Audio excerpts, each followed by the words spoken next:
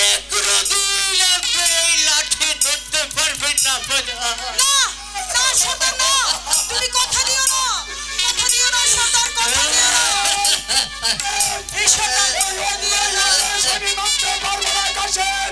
যেমনি ভাবে তোমার চোখ উঠেছে তেমনি ভাবে আমি আব্বা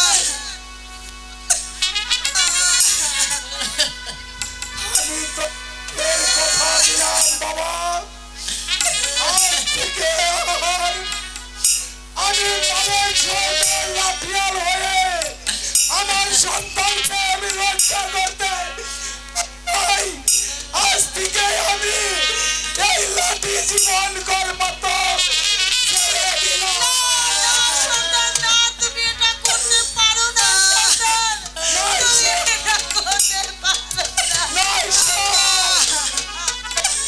আব্বা চলে যাচ্ছি, আব্বা আব্বা চলে যাচ্ছি, জানি না আবার কবে দেখা হবে। না এই শেষ দেখা, যদি আমার স্বামীর চোখ ভালো করতে পারি, তা না হলে আমি ফিরে আসবো।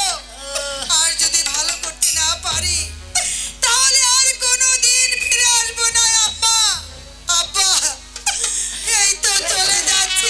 কি বলছো মা বলো? বিদায় আব্বা, বিদায় আব্বা,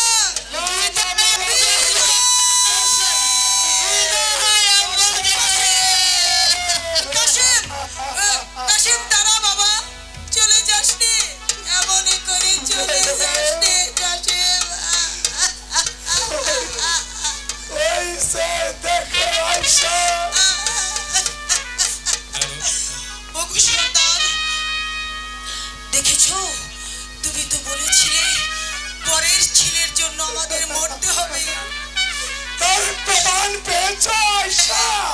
অনেক অনেক ভালো হয়েছে না সর্দার? পরের ছেলেকে নিয়ে এসেছিলে, আজ পরের ছেলে চলে গেছে, পরের ছেলের জন্য তোমাকে আর মরতে হবে না। এই সর্দার, সর্দার তুমি না বীর শ্রেষ্ঠ মালিক সর্দার, তুমি না মিশরকে স্বাধীন করেছো, তুমি না যুদ্ধ করেছো, তোমার এই দুটো হাত দিয়ে যুদ্ধ করে তুমি মিশরকে স্বাধীন করে নিয়েছিলে। কিন্তু আজ আজ তুমি নিজেকে স্বাধীন হতে পেরেছো। আমার সন্তান কাশেমকে আমি রক্ষা করতে পারি নাই, তাই আমার জীবনে আর কখনো এই সর্দার তুমি তো